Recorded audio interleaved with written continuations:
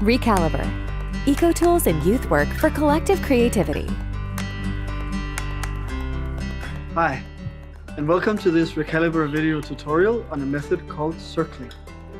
Circling is an exercise that can be used for practicing presence and relating authentically to others and to oneself in a safe container. The method is based on authentic relating and building community, and it can be anything from deeply therapeutic to lots of fun depending on the group. The method helps us be more deliberate about how we approach our relationships, and it invites us to connect with others on a deeper level. It can even be described as a form of relational meditation. Circling is a very adaptable method that works well to connect the individuals within a group. This method can really be used in a group of any size. The duration would be from 30 minutes up to 2 hours for running the activity and 10 to 15 minutes for the debriefing. Regarding materials, you will only need a calm and cozy setting, ideally with cushions and blankets, so you can be seated on the floor. Candles can also add to the atmosphere, as well as a talking stick. Really anything that you feel will make the space more cozy. You will also want to make sure that the space is free from any outer distractions. Circling can either be done in one big circle, with the attention focused on what's alive within the entire group. This is slightly more advanced. Or it can be done in smaller groups, down to 3 participants per circle, where one participant gets all the attention at one time. This is called the birthday circle. The birthday circle is easier for beginners, and that will be the focus of this tutorial. The step-by-step instructions for running the birthday circle are as follows.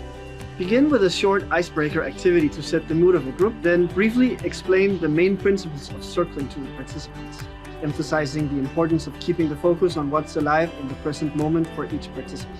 Remind participants to focus on their own body and their senses, as well as their personal experience, and remind them to be willing to be vulnerable and courageous while taking responsibility for their own boundaries at the same time.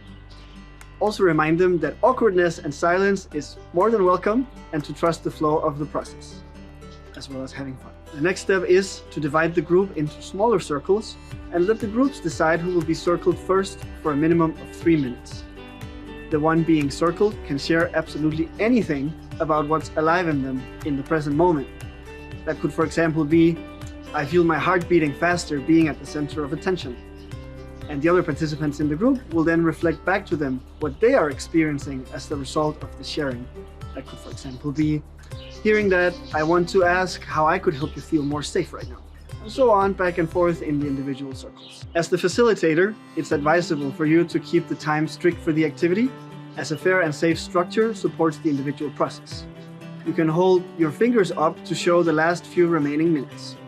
Also, make sure to keep an eye on the different circles to ensure they all stay on track in case the sharing drifts into a debate, long stories, judging, fixing, or turns very vulnerable. Then, after the decided time is up, have an appreciation or an impact round in each circle of 2 to 5 minutes. This is an opportunity for each circle, each group, to share what the participants appreciate about each other, or if they felt or experienced something that impacted them during the sharing, or anything challenging might have come up that needs to be addressed a little more. Then, after the impact and appreciation round, you will move on to the next participant until every participant in each group has been circled. To debrief the birthday circle, bring the whole group back to one big circle. Then ask the participants to share insights, learnings, or challenges from their individual birthday circles. The sharing can either be popcorn style. For anyone who feels compelled to share, you would put the talking stick in the middle of the circle, or you can simply pass the stick around the circle one by one, reminding the participants that sharing is of course voluntary. It is both welcome to hold the talking stick in complete silence and be observed in silence. This can be very powerful. Or simply passing it on, not feeling like sharing in the moment, is also very welcome. Depending on the size of your group and the time you have set for the activity, sharing can be kept from a single word per participant up to several minutes. I personally find circling a great and fun way to practice relating to oneself and others in a group, as well as to build and practice authentic relationships. Circling can have profound effects on a group and a community. This method is simple and adaptable to any group and circumstance. Before trying it out with participants, I recommend you as a facilitator to practice a few birthday circles with you and a few others in a smaller group to get familiar with the process. And also remember that while circling can go very deep, it shouldn't go beyond the space that you feel safe to facilitate. It's not intended for deep trauma work or intended as a replacement for professional therapy. That being said, circling can be implemented by youth workers of most levels of experience and provides the group with a great space for having fun, relating, growing, and building their community.